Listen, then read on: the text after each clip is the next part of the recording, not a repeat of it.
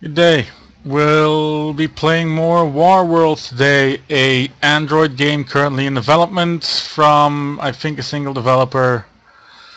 It's a 4X strategy game of sorts in space with delayed multiplayer, just like several MMOs are, in which you build things and just in general expand your territory and have others do the same on the same map.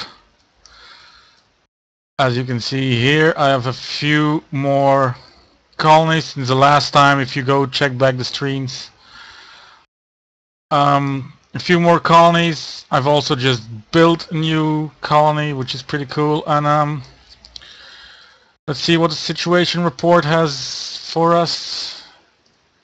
Oh, I've built a new colony ship. That's gonna come in handy. I kind of forgot which of these planets are mine. Just this one? Okay. So, this one still can have 3 people, but for some reason it's not building it anymore. But let's see how many planets we can still take over. 1, 2 maybe.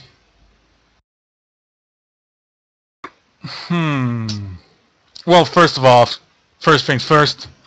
We'll colonize this one because it has good population, decent farming, and lesser mining, but this one has good mining capabilities, which you can see here above. These are your mining resources and these are your food resources, which you'll need to, food to get more people, which will bring in more money, and minerals, slightly more important, because that's what you use to build things with, and you need those in rapid succession. So, we're going to colonize this because I have a colony ship in this solar system, which allows me to take over this uninhabited planet. These planets still have natives on there. As you can see, 119 defense, which means I would need to send in 119 troop carriers at least to take it over. So now let's colonize this planet here, which is great because it will bring in more money soon, and hopefully we'll get an update on that shortly. We might have to hop in and out. That happens frequently. The game is still in early alpha. So wait, we have to make sure that we get onto the right plane here. There we go. That's the one we need, and there we go. Our planet has been made. So what I personally would do, it's just a suggestion, but it's also going to build faster if there are more people. So right now you have a different focus for each thing that you want to take. Right now I'd take away all minerals and all building at the very least, and focus the rest on getting as much people as possible in the shortest amount of time possible. Normally your food should adapt to the amount of people coming in percentually, so which means if I now get 35 an hour, I'll get like 140 by the next hour, but my food production will also increase because there are more people to work on food, on, let's say, like wheat fields, and etc., etc. So there will be more food production, so it will kind of level each other out each time, which is fairly good because you don't need to come back at all times and frantically pull at these levers, which are fairly annoying to balance correctly anyway. So, but even though we do not have any focus on building, we might as well start building something now and correct it later on. The most important thing that we'll need is even more people.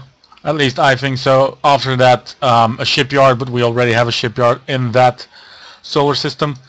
So we'll create a biosphere which will add a certain percentage of people, and we can also accelerate it, which means we'll cut production in half.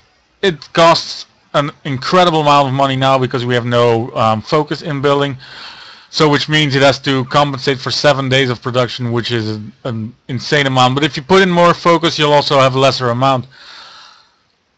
Now, I think we are done with this planet. So we'll just hop back and see if our other colonized planet is still building something. It is not. It only has a shipyard. It also needs a biosphere. So perhaps we'll see the difference. This one does have some difference in resource management. And as you can see here, the biosphere would only take an hour and a half. And if we accelerate this one, it would only cost us $77 to accelerate it halfway.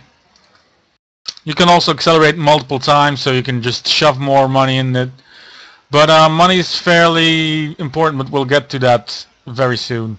So, right now we can't take over these other planets. We might later on. They're not really good ones, but good enough so that you can at least use the people inside of it for more money. We'll go check our other planets, see if they have something. This one is still building a colony ship. That should be the last colony ship that I need. For the rest, here the population growth has stopped completely because it's one away from reaching another unit, and it's come to a screeching halt. It's not that well produced. I think this one is ours. Yes, it is. It's still producing people at a rather fast rate. We're just going to let it grow naturally just for a few more hours. See if we can get that last person out of there, really squeeze everything out, and then start production, because once you've completed all production, there's really no other place to go. This one is also recently colonized, so as you can see, it's still growing very rapidly. Now, we'll go to our main planet. These are my main planets. It has all my fleets, and it's also centralized, so if I would ever need to take my fleet somewhere else, it would be there rather quickly. I don't think these are building anything at the moment. No, they're not. And the recent addition that has occurred is the possibility to upgrade your buildings. And what I really want is more people, so I'm going to go ahead and upgrade all my biospheres. As you can see, each level biosphere adds 100 or 15%, whichever is greater. That would be pretty good. So we're going to click the upgrade button here, and apparently it only takes an hour and 9 minutes. We can accelerate it, can we? We should be able to. Maybe we need to, yeah, we need to highlight it first. For just a few bucks we can make it even shorter, but we'll keep it for what it is right now. As you can see, the focus here is different for each planet. This planet, as it has more people, I'm making it mine more. Both are almost equal in mining capabilities anyway. This one produces a lot more food because it has very good farming affinity. We'll also upgrade this biosphere, and hopefully it will take a similar amount of time. Yes, it does. It's not been very consistent on that part, but we do have a large amount of resources to our to deal out. So we might even be able to build a second thing, since we're using 800 minerals right now, and we can still use 600 in this hour alone. We would have them depleted, but 20 minutes, that's not so bad.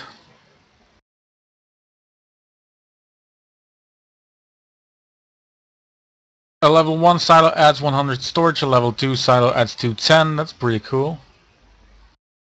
Yeah, let's go ahead and just for kicks upgrade 1. We should get a slowdown. I think in both they're going to take slightly longer. Yes, this will now take 13 minutes longer, but it's still okay. We're going to leave that out for what it is. Otherwise, we would deplete our resources and all buildings would take a far bigger time. Now, we still have one, but I think this one is also still growing. Less rapidly, but it is indeed still rather new. So if we go back and we look at our situation report, we can see here that my fleet was destroyed. I launched 40 ships to this star system, which the name I will not try and pronounce. And as you can see, after many rounds of fighting, for some reason I lost. I don't know why. It's probably just chance. Because I was winning. I had 7 versus 2, and I hit the fighters, the 2 fighters, and yet they wiped me out. Strange. But just to wipe those out further, we're going to be launching more troops from this mainland. We won't need a lot, so as you can see I have like 600 blah blah blah. We don't need that at all. There's just a few stragglers left. So what we're going to do is take these and split just a few from the pack. We only need 10. We need this one to adjust, otherwise it's going to give us errors. It doesn't do so automatically, but there we go. Splitting 10, we select these 10. Then we'll try and move them out. This is the planet where they need to go. So, as you can see, it takes them roughly 4 hours to get there, and will cost just a little bit of money because there's not a lot of them moving around. So that's what I wanted to say when I said money is important. Money is needed to move around your ships, and in particular it costs a lot to move colony ships around, which it can be troublesome because, for instance, I landed on a big part of the world where just a lot of these star systems are less than ideal, or the ones that I need to clean up are very far away, and that will cost me a lot to handle. So these 10 should be on their way over there, so we're going to click move, and any moment now we should see them pop up next to our planets. There we go, there they are. 10 ships moving towards this solar system and arriving in approximately 4 hours. I think that takes us to everything we needed to see in this updated version, which is getting better by the day. It's still very much an alpha. It's almost released an update every day. We will still need to wipe out natives here, which we will need troop carriers for. Luckily I have a lot of them on standby. I think around 500, even more perhaps. As you can see, I have 2,600 ships there, so that's not the problem. The problem is getting money. So a last thing that we'll see is a list of our colonies, which will be producing a certain amount of money for us. The more people there are, the more money there is. For instance, here there's 1,000 people, which means they're producing more money than this other planet with 600 people, which produces about half. And if we press the collect taxes tab here, we should get an updated view. That also takes quite some time to update. There we go, boom, we have $1,000 to spend now. Which, let's see if we need to clean out any decent planets here. That one I can still colonize on my own. That one perhaps worth the effort for the mining, but very low people. Even lower people. That one is just not worth it. So perhaps 62 over there, but let's first see what else we can do with it.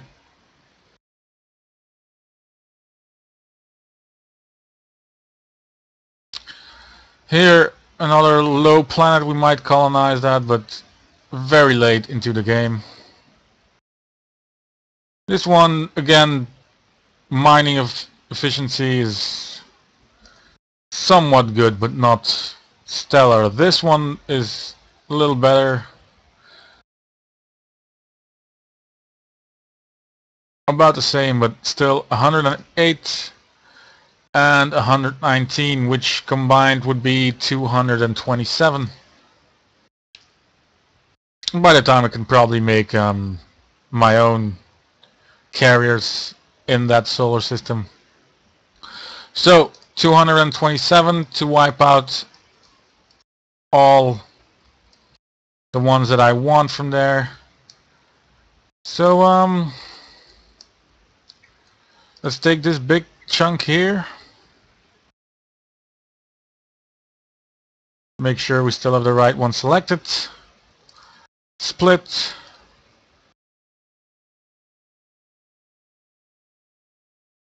$227. Hopefully I won't have bungled up my mouth, because then we're screwed. Well, not terribly screwed.